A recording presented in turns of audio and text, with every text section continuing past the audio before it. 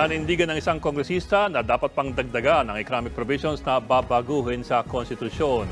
Hindi rin daw dapat lang sundin ng Kamara ang bersyon ng Senado sa panukala. Nasa frontline balitang yan si Camille Samonte.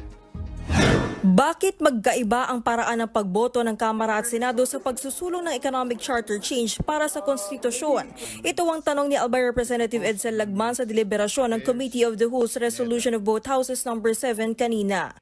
If there is an impasse between the Senate, because they would insist that there should be a joint meeting voting separately, and in the case of the House would say that there is no need for this because we are proposing this through a legislative process. Now, who and how will the impasse be resolved? Kita mo dati kontrabida ang ano yan, di ba? Yung pagmumukha niya, kontrabida ano yan eh. O ngayon, nakipag-unite siya kay Romualdez in fighting for, against sa Senate bill. O, di ba? Sin kasi ni Lagman na sa bersyon ng Kamara, 3/4 vote ng mga miyembro ng Kongreso ang kailangan para sa Chacha. Habang sa bersyon ng Senado, RBH 6, voting separately o hiwalay na boboto ang mga kapulungan. Pero sabi ni House Deputy Majority Leader Neptali Gonzales II, kung di magkasundo ang dalawang kapulungan, di uusad ang Chacha. Eh di wag na. Ang tigas ng ulo nyo eh. Alam mo, ganito lang kasimple yan ha. Pinagsabihan na kayo eh. Senado na magli-lead. Bakit ayaw nyo pa rin? Kasi nga, di ba, remember, kaya PI ang gusto nila kasi dun sa PI meron dong hindi klaro dun yung voting. Hindi voting separately na alagay dun. Kaya nila gusto yung PI. Ngayon, nagpass sila ng resolution, dito, nahuli. Nahuli na naman na naandoon. Voting together. Sa Senado, gusto separately. Talagang ipinipilitan nila kasi they know they can manipulate the result pag voting together. Kasi nga naman, outnumber ang mga senador. Ilan lang ang senador? 24. So, hindi nila makukuman kung ano man yung gustong palitan ni Speaker. Ganun lang kasimple.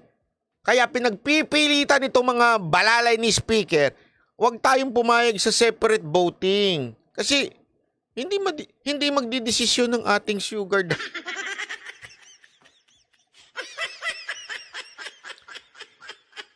Paano naman ang ating Panginoon?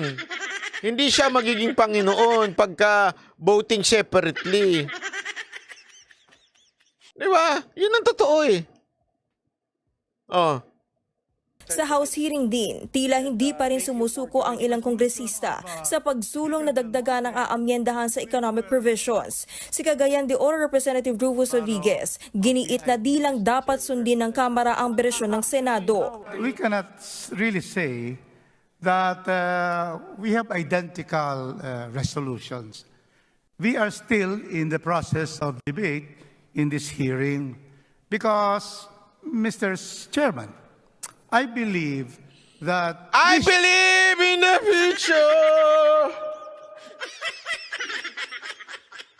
Pag ako talaga naupo dyan, iba rin ang speech ko dyan, I believe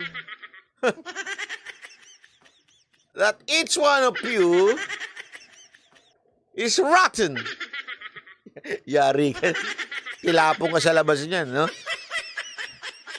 Should not just follow what the Senate has done on only 3 amendments. And if we limit our amendments, Mr. Chairman, just because we want to fast track and have the same amendments as the Senate, then we will lose this opportunity. Sa economic chacha, Isipin nyo, ayaw talagang pumayag. Ayun na, lumalabas sa sariling bibig nila eh. Wag natin ilimit yung amendments sa economic. Marinig ko na yan. Talagang meron pa silang ibang gustong baguhin. Ano yon? Ano yung gusto nyo pang baguhin? Bakit di nyo lang sabihin ngayon sa taong bayan? Gusto nyo ng extension? Yun talagang totoo dyan.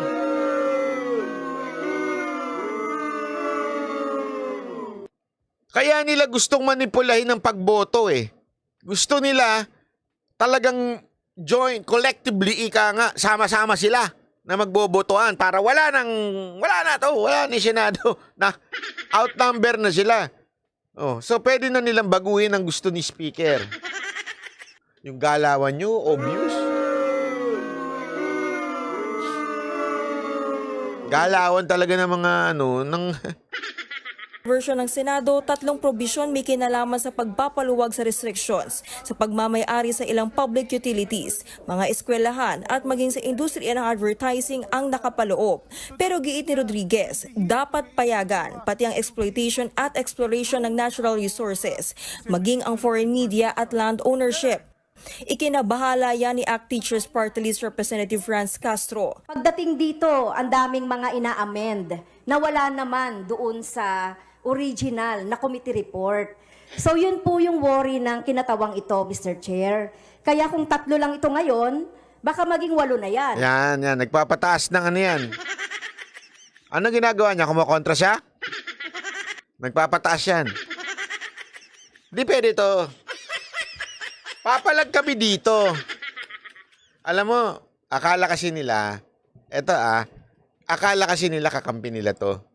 Sa totoo lang magaling to. Sanay ho yan eh. Tandaan ninyo sa bundok, ang galing nila mangganon eh.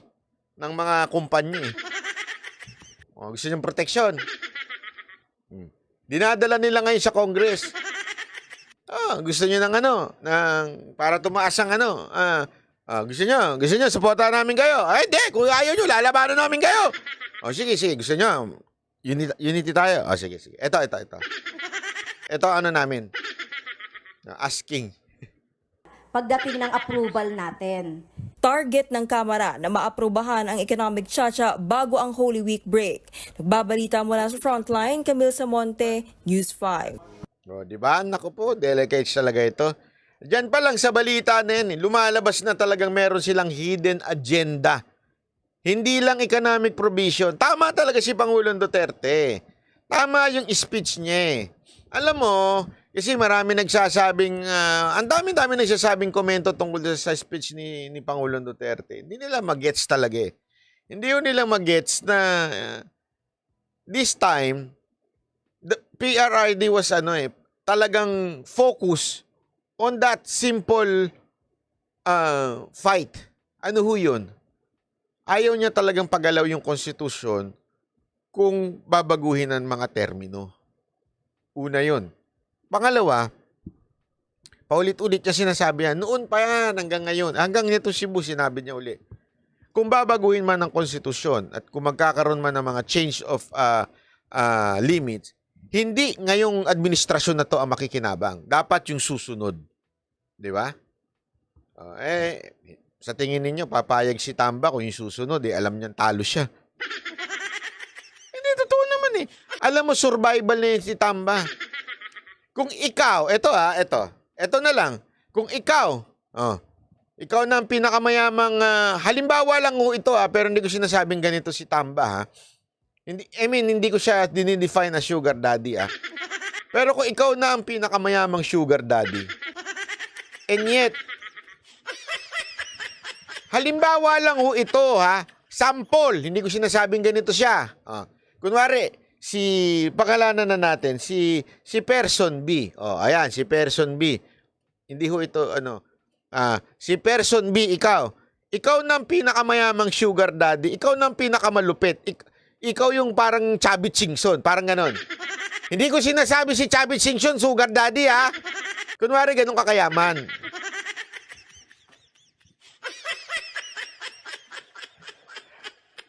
Tapos, may gusto kang babae. Hindi mo makuha-kuha.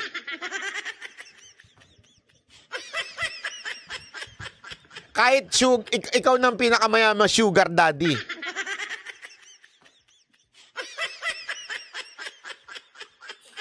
Kaya gagawin mo ang lahat para makuha yung babae na yon.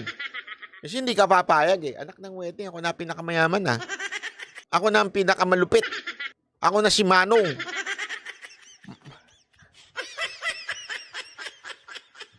And yet, hindi ko makuha ito si... Oh, magpapangalan tayo uli. Sample lang, ha? Hindi ko sinasabing ganun, ha? Sample lang, sample. Hindi ko makuha si Ivana, ganun. Sample, sample. Hindi ito totoo, sample. Katang isip. Oh, hindi ko makuha. Alam mo, anong reaction mo? Ha? Anong reaction mo? Desperate ka na. Magiging desperado ka na. Alam mo, ganun ang nangyayari kay Tamba. Desperado na siya. Kasi, lahat ginawa niya na eh. PI, ayuda, yung sa survey, hindi siya umaangat. Kahit anong mangyari, talagang nandun pa rin sa bottom. Tapos, eto bang pinsan niya nagsalita? Ay hindi, Senado na maglilid dyan. Hindi pwede ito. Hindi pwede ito. Pag Senado na nag-lead, paano na yung pangarap ko? Hindi na siya makakanta ng pangarap ko. Diba? Wala na. Kaya, kita nyo ginagawa ng mga balalay niya sa kamera? Nagtatalo sila eh. Nagtatalo na, hindi, ilaban natin to. Hindi tayo papayag na sa Senado.